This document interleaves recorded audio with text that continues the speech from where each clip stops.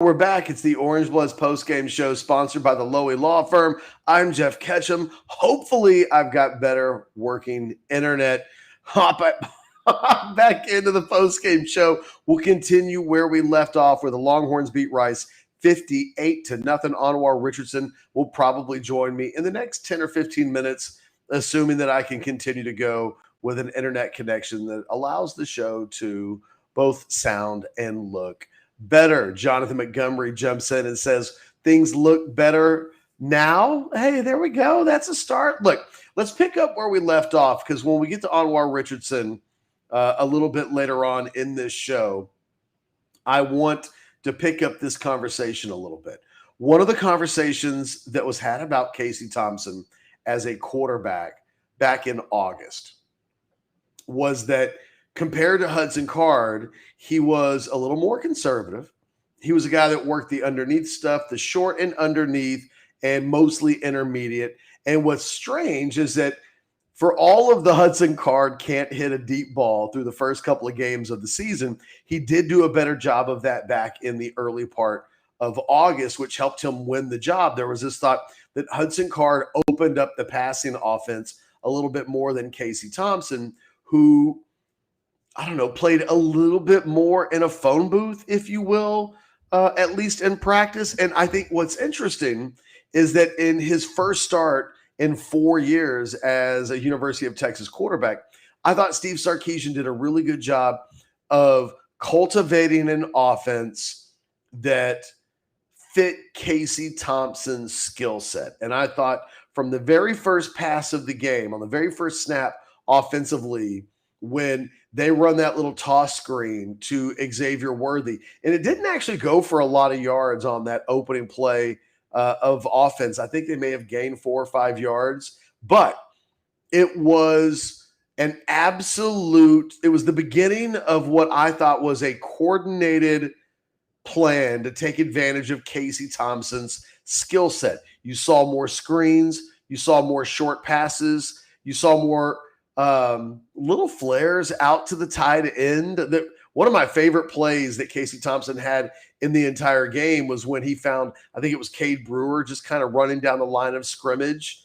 15 of 18 in this game. There wasn't a lot of big plays down the field offensively. It was a night when the Longhorns really didn't need it. When you win 58-0 and you go up 44-0 in the first half, you got to be very careful that this doesn't turn into a bit of a nitpicking affair. But when we talk about the Texas offense, I think one of the big storylines is that Casey Thompson, without question, the starting quarterback for this team for the foreseeable future.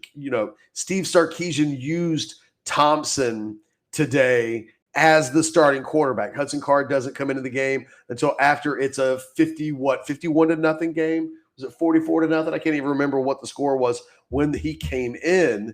The offense changed a little bit. That doesn't necessarily have to be a bad thing, but I think we got an idea of what it might look like a little bit more with Casey Thompson as the quarterback instead of Hudson Card. I think they made a point to not necessarily go down the field as much. They made a point to get the ball into especially Xavier Worthy's hands today. A lot of short passes, let Xavier Worthy do the job.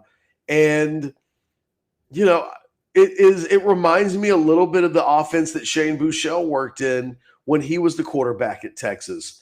And it'll be interesting to see if Casey Thompson's just a much better version of what Shane Buechele was when he was still at Texas, and it felt like the offense played a little bit in a phone booth. The Longhorns are going to have to make the field bigger in future games. Maybe not even next week against Texas Tech, but you would think certainly going into TCU and going into the Oklahoma game, one of the things this offense will have to do is play less in a phone booth. But you wonder how much tonight was just about making Casey Thompson feel comfortable. You wonder how much of this was about let's get Casey on a roll, because the most important thing that's got to happen in this program is that the quarterback position settles down and feels comfortable. And I think I think we saw that tonight. I think Casey Thompson looked like a comfortable quarterback. He looked comfortable with what Steve Sarkisian was asking him to do, which was really not the case at any point last week. If there was one of the things that I think really stood out about that opening half of football that they played in Fayetteville on the offensive side of the ball, was that Hudson Card never looked comfortable. And the offense never looked like it was any kind of cohesive unit. You couldn't figure out last week what the Longhorns were trying to do on the offensive side of the ball. Not the case tonight against Rice. And it really goes beyond just being able to run the ball at will against an Owls defense that, you know, by the end of the first quarter, that game was over. It really was. Rashawn Johnson's run, coupled with Keelan Robinson's block punt out of the back of the end zone, that makes it 16-0 when, you know, at the end, it sounds like a little thing, but going into the end of the first quarter, that game should have ended 14-0. And Rice has got 14 seconds left on the clock in the first quarter. The play clock is out because they can just run the play. They can go to zeros, go to the second quarter, punt after the break. And for whatever reason, Rice rushed the punt in that situation when they didn't have to. They got that playoff, that's for certain. And Keelan Robinson blocks the punt. It goes to the back of the end zone. It's 16-0 ball game. So the defense ends up getting its shutout. And hopefully, look, Anwar and I will talk about that when he joins the show here in about 10 minutes, I would imagine. The story in this game at 58-0, though, you've got the three running backs who all have the big plays. So Rashawn Johnson leads it off with the big 72-yard touchdown on, what was it? I guess 3rd and 2 at that point, coming back out of Rice had just missed the field goal and had an opportunity to make that a 7-3 game. It seems weird to talk about this game in the context of it could have been 7-3 at one point. It stays 7-0. Rashawn goes 72 on a 3rd and 2 play.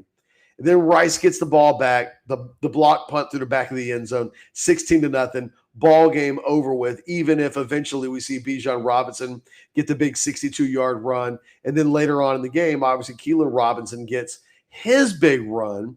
One of the first times I would really have to think long and hard about the last time two Texas running backs had 60-plus yard runs over the course of a single game. The Texas had 3 running backs that were all able to do it. Coupled with a defensive performance, I don't know how Rice kept the Arkansas game in Fayetteville close a couple of weeks ago. I know they went through multiple quarterbacks today. By the time you get to the second half, they're mainly playing with their 3rd-string quarterback. And, you know, it is what it is.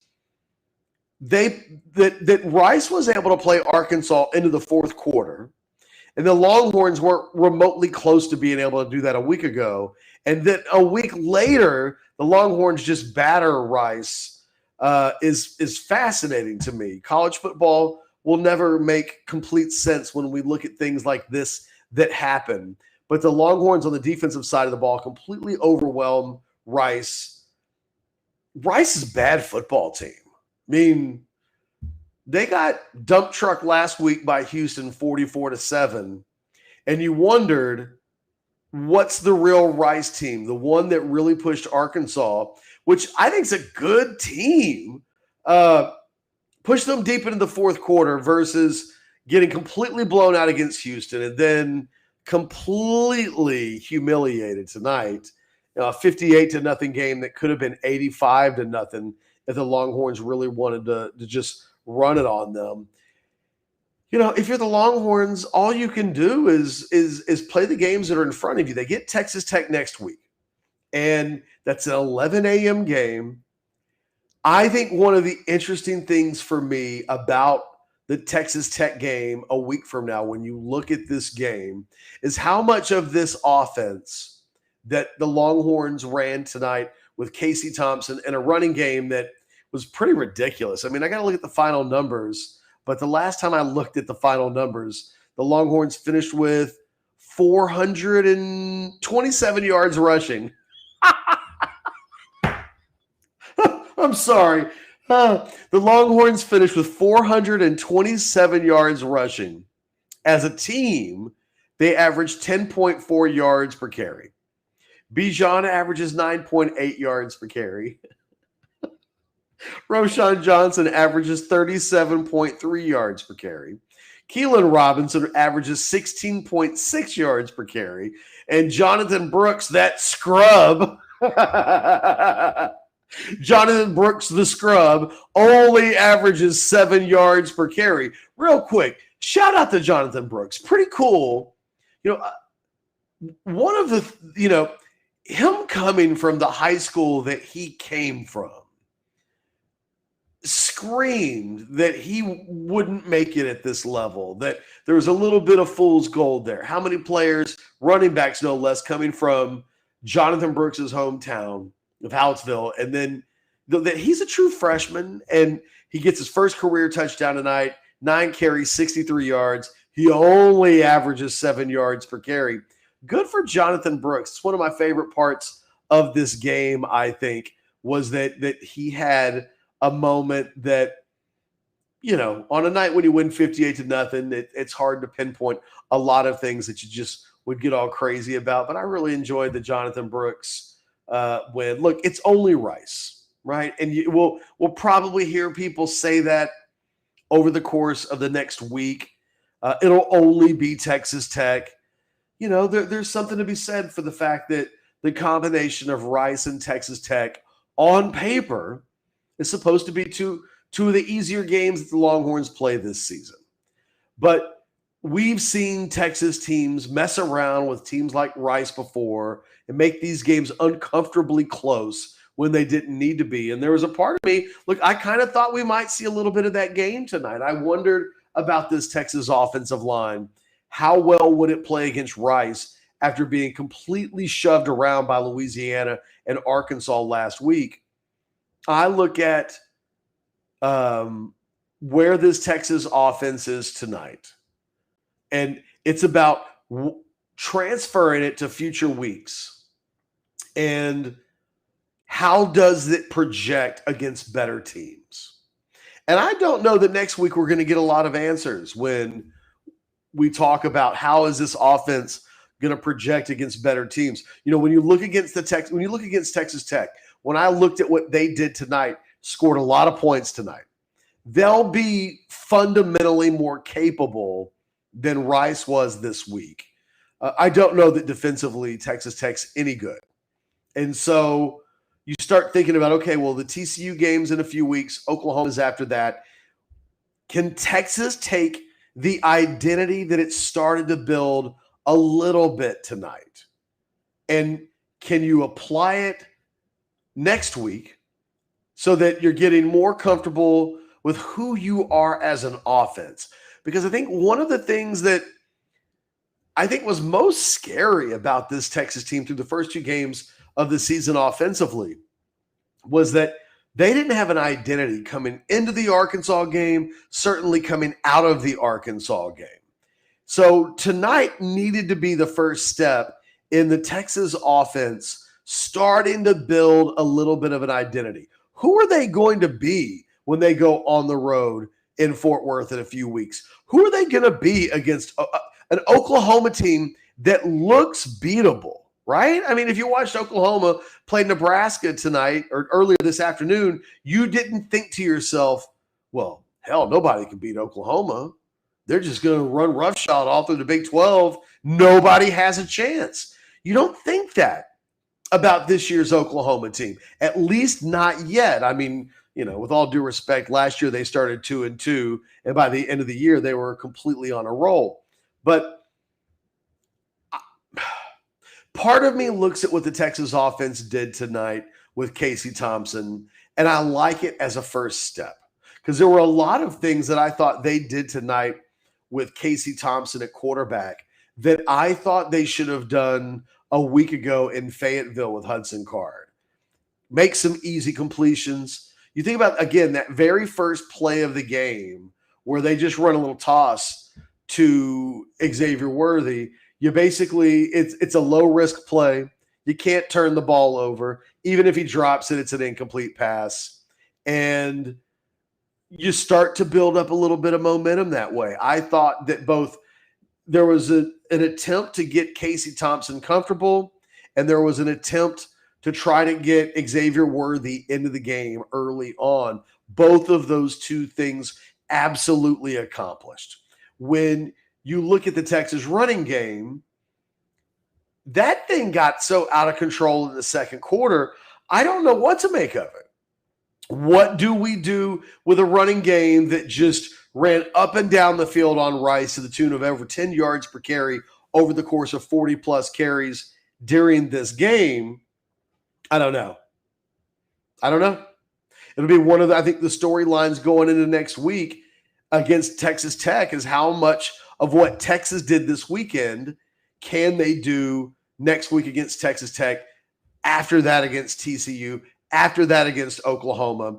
I think when we look at the passing game on offense, I think that's one of the things that's going to be really interesting is how much next week does the passing game look exactly like the passing game did this week, which is a lot of short and controlled passing attempts with the wide receivers. You're talking about getting Xavier Worthy the ball and letting him do something after the catch. You talk about, to me, they've got to find a way to get Jordan Whittington the ball more often. This wasn't a Joshua Moore game. I think that, it wasn't an accident that 64 of the first 69 yards on the offensive side of the ball in the very first drive of the game go to Xavier Worthy and Bijan Robinson. You could see what Texas wanted to do on offense. You can see moving into future weeks, hey, how will we know if the Texas offense is going good? Bijan Robinson's moving the football. Xavier Worthy's getting the ball. Those two guys together felt like the 1-2 punch on the offensive side of the ball, mixing in pass plays at the tight end position, which we saw more of tonight than we have at any point so far this season. Suddenly, Jarrett Wiley's involved in the offense. Suddenly, Cade Brewer's a little bit more involved in the offense. That feels like a positive. That feels like something that absolutely needed to happen in the first two games of the season that wasn't happening. The tight end getting involved in this offense. It happened more tonight. You can certainly see that moving forward in future games with Casey Thompson as the starting quarterback. But I think the thing that Texas will have to really, when you run the ball like Texas did, you can pretty much do whatever the hell you want to.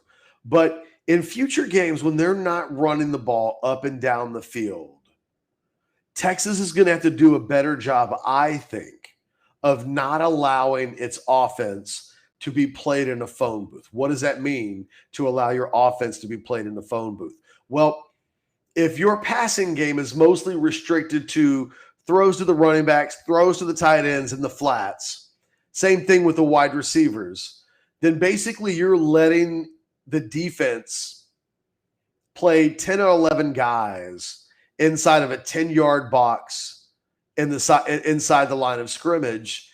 And it can be tough to move the football if you allow your offense to play too much in a phone box or a phone booth, which are things that don't even exist anymore. I probably need to come up with a better analogy other than phone booth to talk about the Texas offense or any offense, because nobody even knows what the hell a phone booth is anymore. But go Google it. By the way, Anwar Richardson done with the post-game responsibilities. He joins us live from DKR right now. Again, the Texas Longhorns beat Rice 58-0. This is your Orangebloods post-game show brought to you by the Lowy Law Firm. Anwar, as we bring you in, I guess I will give you the kind of a room for an opening statement and give us an idea, if you will. I'll repeat that again since you got your headphones on now. No, I was just saying, would love to get an opening statement from you, kind of your big picture thought on what ends up being a 58-0 blowout, and then inform us of anything that might have been interesting of note from the Steve Sarkisian post-game press conference. Well, Catch, I feel like, I think there's some positives to glean, from the game, which is Texas going out and handling its business against a team that it should handle its business against. And thank you, Kerry. Glad to be here. You wanted Texas to make Rice look like Rice, and they did. This was not the Rice team that gave Arkansas fits and had to tie that 17 heading into the fourth quarter. They made it look like the Rice team that we've seen for years, which is you're here to collect a paycheck and nothing more than that. And so you give them credit for that.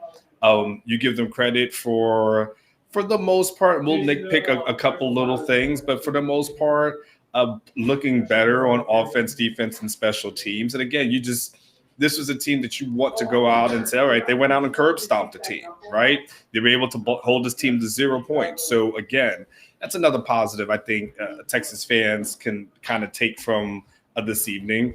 Now, the flip side, of course, is that it's still Rice. So, there's no parades over this one. Like, this is what Texas should do, and they were able to do it. The flip side now, as we look at it, Catches, we said there's the 2-1 with a win against Louisiana, which remains to see how good this team is, and win against Rice, which we know is really not a great team, a loss against Arkansas. So I don't know if you can definitively draw any lines in the sand right now. Catch the thing that I'm writing for tomorrow. I actually started on it in the second half because I realized I didn't have to still continue to keep score. But the thing I'm writing for tomorrow, Catch, is that I think the next 3 games will tell us everything we need to know about this Texas team and what it's probably going to do this season. At home versus Texas Tech, on the road versus TCU, and then the OU game. At that point, we're 6 games in. At that point, you've had 3 Big 12 games, and I think we'll have a good idea where the trajectory of this team is by the time that OU game is done with. And we are doing this post-game show. So if this is a 3-0 team, we'll know, 3-0 in conference, we'll know, okay, this team's heading in the right direction. Anything less than that, it's a kind of a coin toss, and we'll have to see what happens. As far as this evening is concerned, one of the things that Sarkisian kind of talked about was one of the things I asked him about, hey, your team has actually had some success, against Rice. And he talked about that's the big thing for them now is to making sure that these guys are level-headed going forward and still come out and work hard and practice hard and clearly just don't let that whole thing get to them. So that the whole mental is going to be a big thing for them. He was asked if Casey Thompson would be the starter going into Texas Tech. And he said, his quote was, something about the guy. He just moves the ball when he's in the game. And said that, he would meet with his coaches, but, he anticipates that Casey will start against Tech. And, with Hudson, coming in at some point, in that game. And we'll see what it looks like when the game's more narrow, how that kind of rotation does or doesn't look. But let's see. He was very well. Okay, he wasn't a guy that was ready to do a victory lap over a win against Rice, and he even brought up the Arkansas loss on more than one occasion. He even said, "I don't want to dwell on it, but ... So you get the feeling that he's realistic with understanding that. Hey, all right, this is a win. I think he said it's the first time that Texas has held a team scoreless in about 5 years. Waiting for the official number on that. Maybe they flash it on the screen for the. It was against San Jose State. If you'll remember, they beat San Jose State 56-0 the week after they lost 51-41 to Maryland. They come back next week. I think it was Sam Ellinger's first career start, maybe. If I'm not mistaken, that was his first career start against San Jose State. They won 56-0. Clearly, that win didn't mean that Texas turned it all around and their problems from their previous game went completely away. But hey, man, a shutout's a shutout. Those things don't – some of those guys will have gone their entire careers so far on the 40 acres without ever seeing one of those things. So you want to give them their props for being able to close the deal with that tonight. Yeah, definitely. It was, and I mean, you tweeted something. I don't know if it was in the third quarter or not, Catch, where you say you're starting to feel bad for Rice. And that was in the second quarter.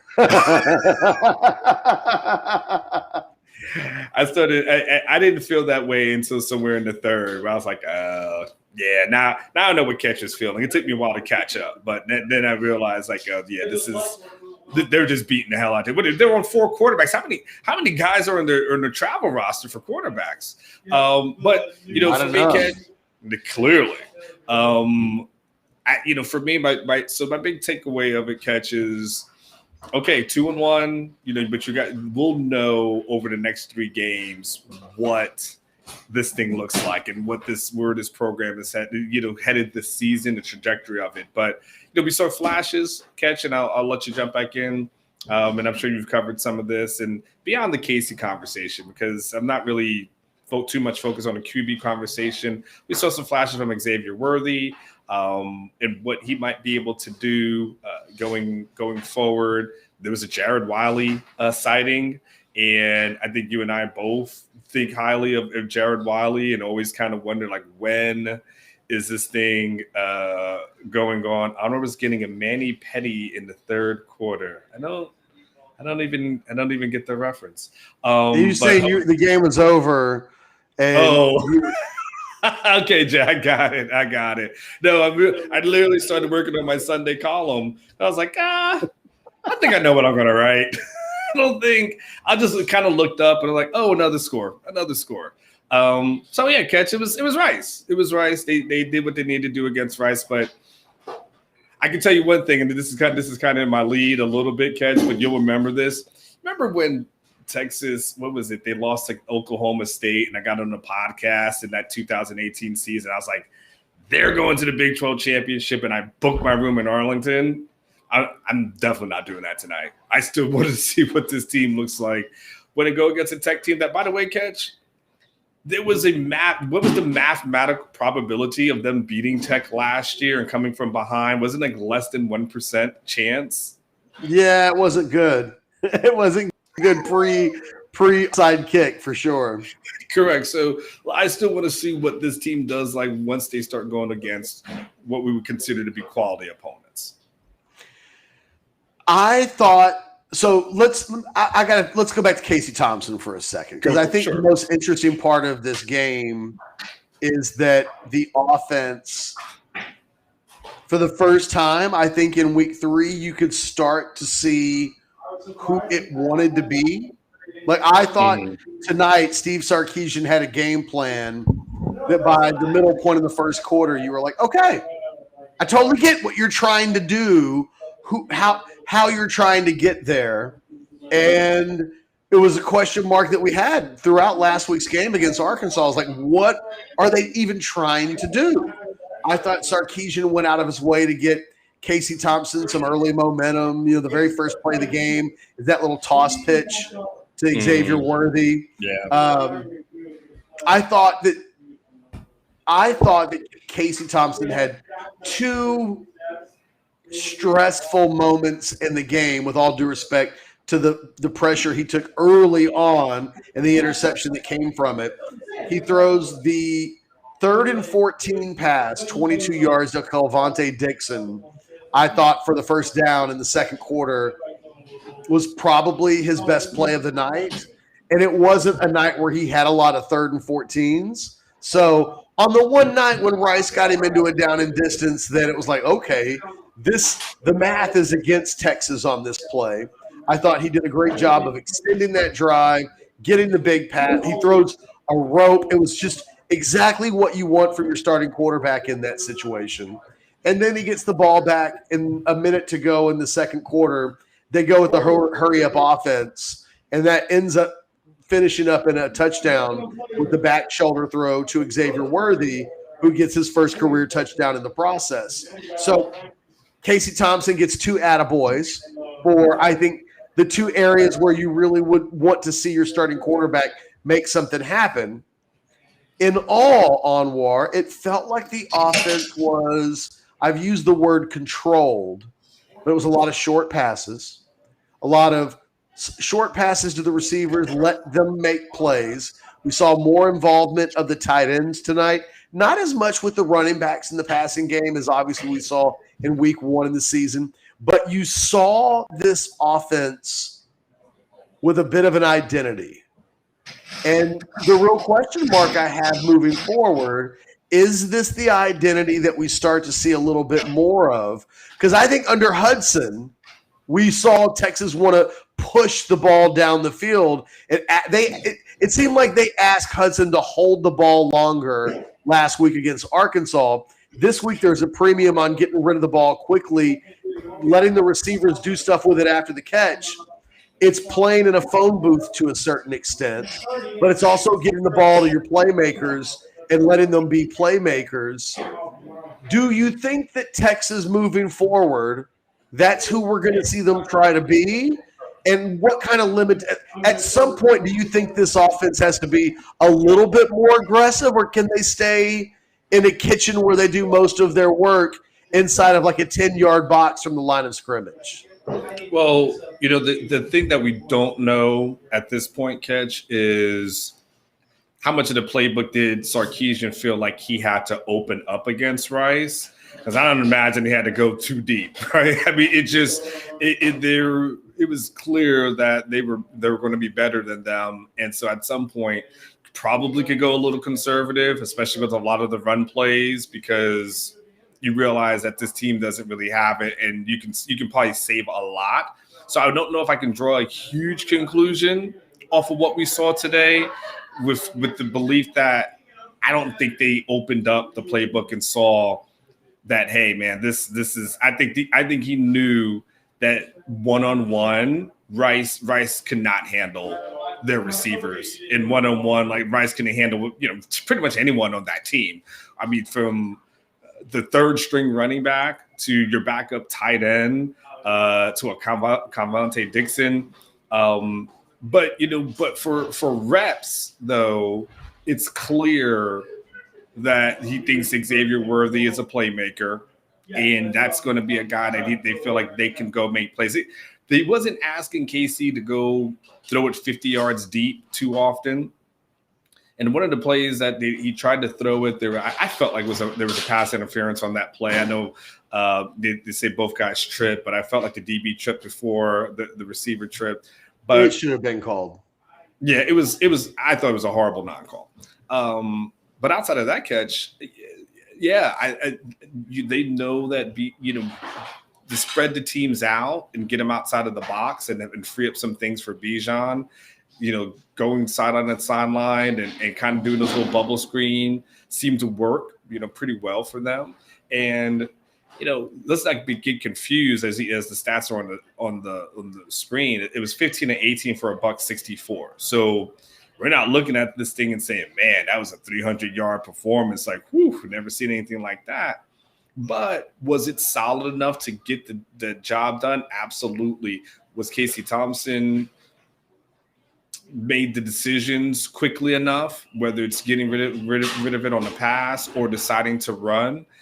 Absolutely. So I think this is probably a preview of what it is. I think Sarkisian has talked about previously, Ketch, that he's not asking his quarterbacks to go out and do a lot of crazy things, and there's a different word and terminology that he used, but he's not asking them to be the next next great college quarterback. He just wants them to limit the turnovers and play within themselves.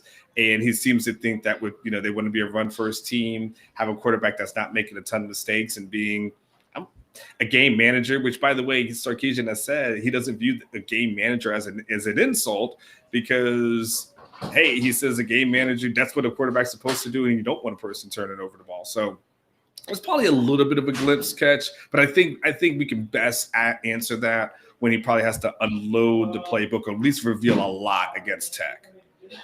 Yeah, I mean, it's hard to know exactly what I think the thing that we know about Texas Tech next weekend is that they're going to be more competitive on their own offensive side of the ball. They scored over 50-plus points tonight in their game. I think I saw that their quarterback, the Oregon transfer, I think he had almost 400 yards passing tonight. So they'll be able to challenge Texas in a way defensively that Rice wasn't capable. I mean, it was strange tonight how – I don't want to say strange. Texas overwhelmed Rice and got separation, pretty quickly that put Rice in a position where offensively they're down to their third string quarterback, but they really need to be throwing the football and they really couldn't. And it just doesn't make what they did in Fayetteville a couple of weeks ago make any sense. It was like, if I told you to close your eyes tonight and imagine a world where Rice made this a fourth quarter game, it's hard. Yeah. So but at the same time, they did that. They gave Arkansas a game where Texas wasn't really able to. So I don't want to take that away from Rice. It's a little hard to know, exactly what to make out of tonight. It makes me really interested in the Tech game, though, because again, I'll point this back to you from the offensive side of the thing.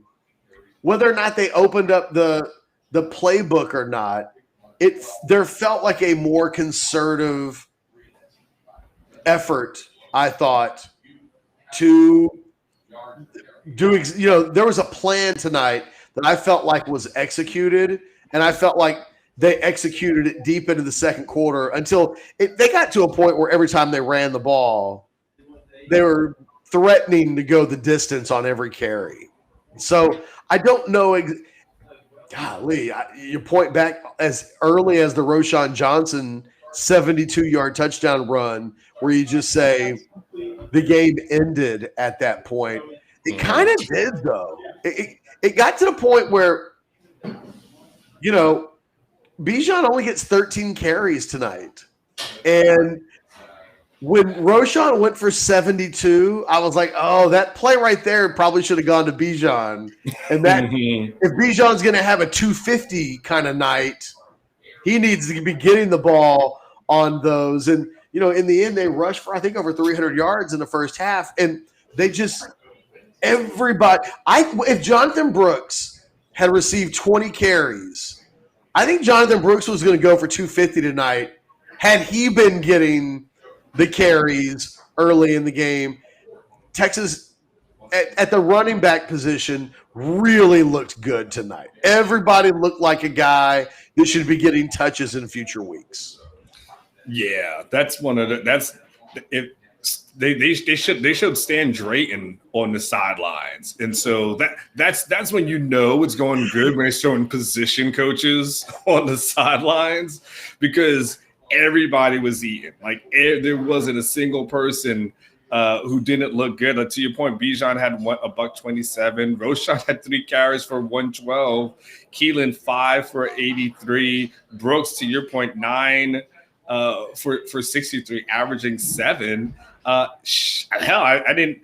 I was not paying attention. I was paying attention a little bit. I mean, Gabe Watson had 8 for 33. So I mean, everybody was finding success. And so for them wanting to be a run first team and man, Keelan Robinson, how freaking fast was he on that touchdown run catch? I mean, you talk about breakaway speed.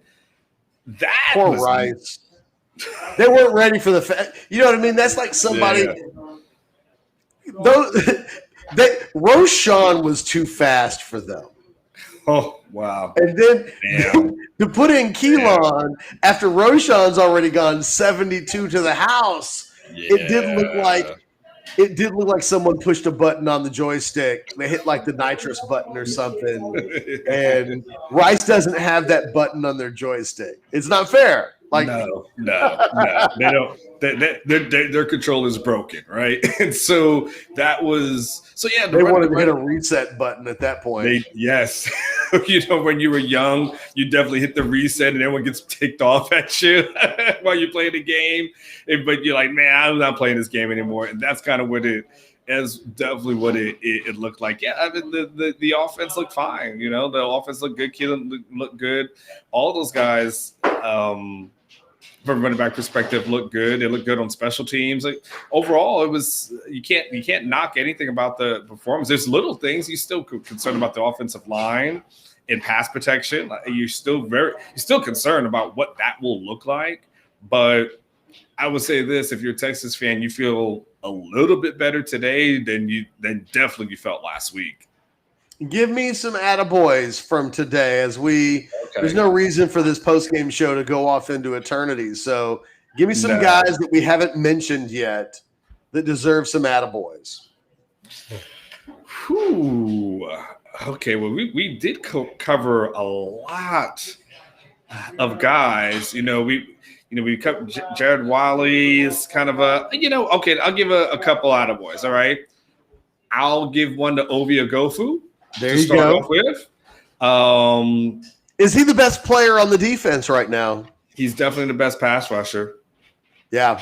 He's the guy that you look at and you say that's the guy on the rush downs. That's the guy who's coming off the edge and is going to get there. And you like what you see from Ovi. So I definitely have to give him an attaboy. Who else gets an attaboy, Catch? I was going to give Byron Murphy an attaboy. Yeah, I like that. I like Byron like that. I'll give Jaron Thompson a little bit of an attaboy. He started, if I'm correct, again, and Brendan Schooler did not. And Jaron Thompson, did really good. When we don't talk about the safeties, he forced a fumble. Thing. Yes, and he did. He did force a fumble, and that was a really good hit by Jaron Thompson. So I would give him an attaboy. And I'm trying to think if there's another one because you said give the ones that we hadn't talked about so far. Well, I guess I give Casey Thompson an attaboy a little bit. I mean, we talked about him a tad, but I'll still have to give him an attaboy. Hey, you know what, Anwar? We haven't said this, but I'll say it. When we looked at Hudson Card's stat line from 2 weeks ago, in the end, he goes at 187.7 quarterback rating. And we said that's one of the best debut performances as a starter in the history of the program. Casey Thompson comes out, and his first starting appearance was just a couple of points below that, like a 185 or whatever the final number. 185.4. So in the end, you have to say the same thing about Casey Thompson tonight that we would have said about Hudson Card 2 weeks ago, which is in terms of first starter performances. Thompson's is right up there with anybody in the history of the position at Texas, really. Yeah. So those are my attaboys. Who you got, Catch? Well, Murphy was mine. Yeah. Ovi, you took from mine. Yeah. Those were the names that really I would say Andre Carrick, I thought, came in. It was hard on that Texas offense to make a big impression once the score got out of hand, because there got to be a point where the coaches were like, okay, put Gabe Watson in. We cannot – if we're going to score 60, it's going to be because they let Gabe Watson run wild on them. I thought when Carrick came in on that very first drive that ends with the Jonathan Brooks touchdown run, I thought Carrick really had a good drive. The kind of drive that should get him maybe some snaps in future weeks. I know that when Steve Sarkisian was asked about him and Connor Hayden or Hayden Connor, excuse me, earlier this past week, he kind of spoke of those players as guys that were still developing, and he hoped they would get reps, but that it didn't mean that they were pressing the first team guys. I'd like to see Andre Carrick get some reps, and I thought that he came in his first drive. Can't get crazy and say it's only Rice, but he came out. He was getting to the second and third level, getting his pads on people. I noticed him. Like, he caught my eye as an offensive lineman, so I'll give him one. And you know what? I'll give Kelvontae Dixon an attaboy in the sense that you got to look at when guys make plays, when they made them. And when it's 3rd and 14 and Thompson hits Dixon for the 22-yard first down, That was before the game was over. It was over, but it wasn't over yet. So, that he was on the field to make that play, which was arguably the most important play, the biggest play that Casey Thompson made on the night, with all due respect to a couple of other throws, the throw to Worthy for the touchdown. I thought that big-time throw and catch, and Kelvontae Dixon's not automatically the guy that we would think of to be on the field to make the play in that situation that he did. That's a very low-key big moment for Dixon that probably ensures he's a factor again starting next week. The next time there's a 3rd and 14, who we think is on the field at wide receiver in that situation. It might be that Kelvontae Dixon replaced Joshua Moore a little bit tonight as a 3rd wide receiver option behind an Xavier Worthy and a Jordan Whittington. Yeah, I think that's good. And someone even said an attaboy for Jeff Banks for the special teams bouncing back this week. So maybe the special teams gets a little attaboy. But yeah, you're absolutely right, Ketch. With all those things that you said, and Calvante, he's the guy that flashes. There's just he's not as consistent, but he's a guy that flashes. But here's the thing: with Sarkisian's looking for the big play guys, I think we're starting to see who those big play guys are. Like, we're starting to see, obviously Xavier Worthy is going to be a big play guy for them. You've seen the Calvontae Dixon sightings and what he's able to do. Didn't see a ton of Joshua Moore that's out there, but we it's starting to see like, okay, those are at least the two that they will definitely lean on when the time occurs. So, but I'm with you, Ketch. It is Rice. It's 11:37, 11:40 at night. Give me a final thought. Let's wrap this bad boy up. Well, it's we'll learn more about this team soon. It's but I will give credit where credit's due. Texas need to come out and curb stomp Rice. They did curb stomp Rice, but the next three games I think will be what is the biggest, most important stretch, and we'll know everything we need to know about this team after that OU game. So that's kind of like the biggest thing. And some people said, someone in there previously said Texas doesn't care about beating TCU, only OU. I would say that you are not a Texas fan if you said that, because Texas fans are tired of Gary Patterson. And Gary Patterson is sweating all over Texas for the last decade. Don't pretend. Don't pretend. This dude, he was sweating in our Big 12 media days in the background. Catch sniffing his armpits like he sweats on our show. He sweated in our show. That's how much Gary Patterson is sweats all over UT. He sweats over our show. That's what happened. So that's kind of my final thought. Catch, what do you got before we wrap up and tell everyone about Overreaction Monday? I think the last thing I would say is that forget about the score for a moment. 58-0. It's kind of hard to forget about the shutout.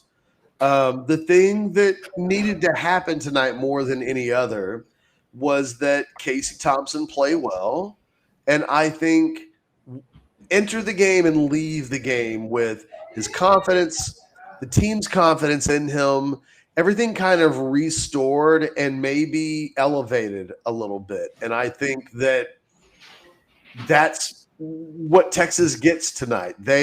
When Hudson Card comes into the game and gets his first snaps, Casey Thompson's wrapped up a borderline 190 efficiency rating kind of a game.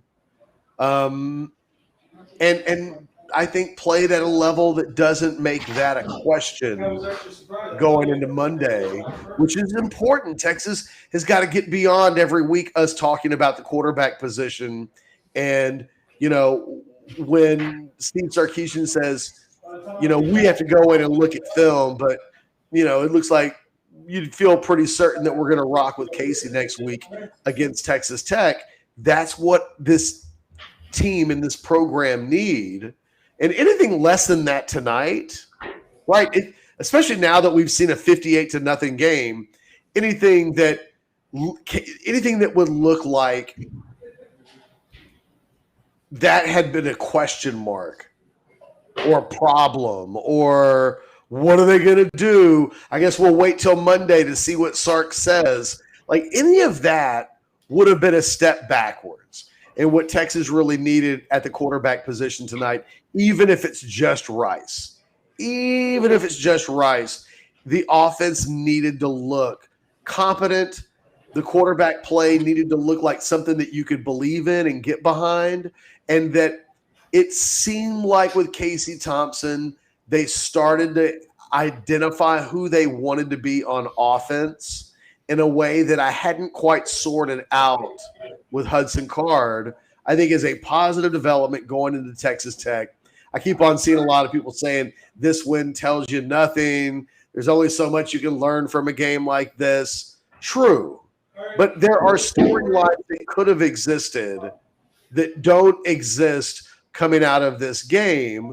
And I think all the ones that don't exist are good ones for Texas to not have exist. What Texas needs to be able to come out of the Texas Tech game next week is almost the exact same thing that they get tonight. They need to win. The offense needs to be impressive. And when it's over with, Casey Thompson needs to be a big part of the solution for why those things happened so that you then go into TCU not asking the quarterback question. It feels like at some point this year, Anwar, we're going to have that quarterback question pop up. And it's going to pop up on a night when Texas doesn't move the ball well, when maybe the next time they lose, that's the question that gets asked. Who should have played quarterback? Would it have been any different? Well, the longer that goes on where that doesn't happen, the more games Texas is winning. And if you're a Texas fan right now, you just assume not have those questions pop up for a while. That would mean really nothing but good things for the Texas offense. All right, dude. I will talk to you on Monday. It'll be an overreaction Monday between Anwar and myself right here on the Orangebloods Texas Football Channel. Special thanks again to Adam Lowy of the Lowy Law Firm for being the sponsor, not just this year, but in previous years and this year of the Orangebloods postgame show. But for myself and Anwar Richardson and Michael Rockman, who produced the show and created all the graphics and made sure that we stayed together. Anwar, you don't know this, but the show started off with some internet glitches. Oh, I saw on the board. There was a post on the board while I was waiting for Sark, and somebody was railing you about your internet issues. First time I've had an internet issue. We literally have talked about this in meetings. It happened tonight, but we held it down. We got it done. Thanks to everybody who joined us and added commentary in the chat section throughout the show. Leave your comments. Now we'll read them later. Like the video, subscribe to the channel. We'll have more stuff on Monday. But for myself and Anwar Richardson, you guys be good to each other. Be safe tonight. Have fun. Texas wins 58-0. If you can't enjoy that, you should just hang it up and find something else to do. Until next time. Later.